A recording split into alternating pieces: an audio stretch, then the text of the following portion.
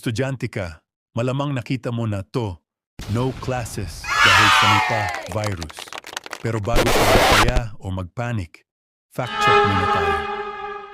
Sa loob lang ng ilang oras, kumalat sa Facebook, TikTok at group chats ang screenshots at messages na nagsasabing suspendido raw ang klase sa buong Pilipinas dahil sa Nipah virus. Maraming estudyante ang natuwa, maraming magulang ang nag-alala, at marami ang nagtanong, totoo ba ito? Chinek natin ang mga opisyal na sources. Department of Education, DepEd, Department of Health, DOH, at ilang local government units, walang opisyal na anunsyo ng nationwide class suspension na may kinalaman sa Nipah virus. Uulitin natin, walang DepEd memo, walang DOH alert, walang LGU announcement. Ngayon,